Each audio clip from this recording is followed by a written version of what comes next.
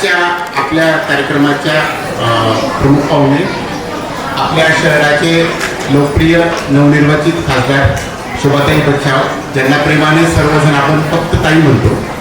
तर आणि कनोसा शाळा मागील 50-60 वर्षापासून धुळे शहरामध्ये ज्याने एक शिक्षणासाठी स्तर निर्माण केला आहे, शिक्षणाच्या क्षेत्रामध्ये नावलौकिक निर्माण केलं आहे, अशा कनोसा शाळेच्या प्रिन्सिपल सिस्टर मोनिका, सेंट मेरी स्कूलचे प्रिन्सिपल फादर बिजो. दोन गोष्टी मला सांगाव्याशा वाटतात स्कूलबद्दल.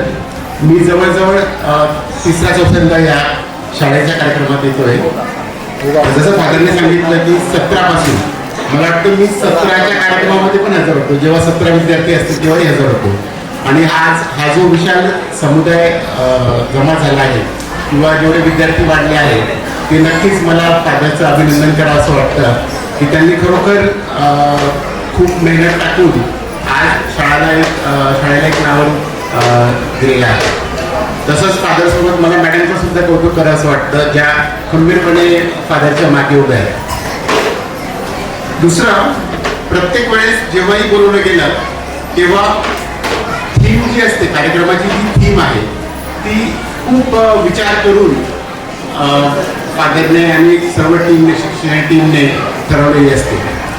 या वर्षाची थीम खूप सुंदर आहे, रिंद पोषमाळ. 1999 साली साधारणतः मिशन काश्मीर हा मूवी आला होता. तर साधारणतः सर्वांनी त्याच्यामध्ये हे गाणं ऐकलं असेल, रिंद पोषमाळ. मी पण गाणं ऐकलं होतं, पण कधीच त्या अर्थाकडे किंवा त्या गाण्याच्या अर्थाकडे मी कधीही लक्ष दिलं नाही. ते मला जेव्हा ही पत्रिका मिळाली तेव्हा मी म्हटलं की रिंद पोषमाळ काय आहे हे आपण बघूया. ॲक्च्युली एक खूप सुंदर असं काश्मीरी काव्य आहे आणि काश्मीरी कल्चरबद्दल ही कविता आहे की जे कवी लिहितो आणि तो वसंत ऋतूचं आगमनाची तो हे करतोय, त्याच्याबद्दल लिहितोय, वसंत ऋतूबद्दल लिहितो आहे.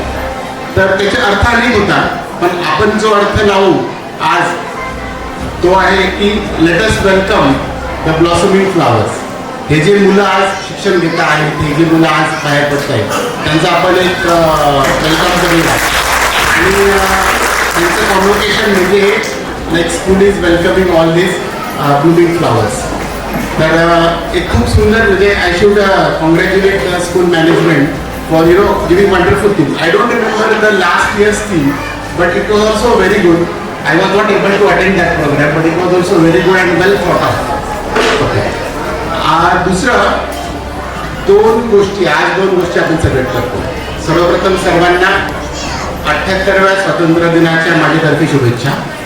तर आपण स्वातंत्र्य दिन साजरा करतो आहे आणि दुसरं म्हणजे कॉन्व्होकेशन सेरेमनी साजरा करतो. मुलांसाठी खास करून सांगतो की आपण स्वातंत्र्य दिन का साजरा करतो, तर आपल्या देशाला स्वातंत्र्य मिळवण्यासाठी ज्या काही लोकांनी, मग ते शांततेच्या मार्गाने स्वातंत्र्य मिळावं असं उद्दिष्ट ठेवले, आपले राष्ट्रपिता महात्मा गांधी असो, आपल्या देशाचे पहिले पंतप्रधान जवाहरलाल नेहरू असो, सरदार वल्लभभाई पटेल असो, ज्याही लोकांनी शांततेच्या मार्गाने आपल्या स्वातंत्र्य मिळवण्याचे दृष्टीने प्रयत्न केला किंवा सामदाम दंडभेद वापरून ज्यांचा त्याच्यामध्ये विश्वास होता, असे भगतसिंग असो, सुखदेव असो, नेताजी सुभाषचंद्र बोस असो, या सर्वांची आज आठवण करण्यासाठी आपण हा स्वातंत्र्य दिन साजरा करतो.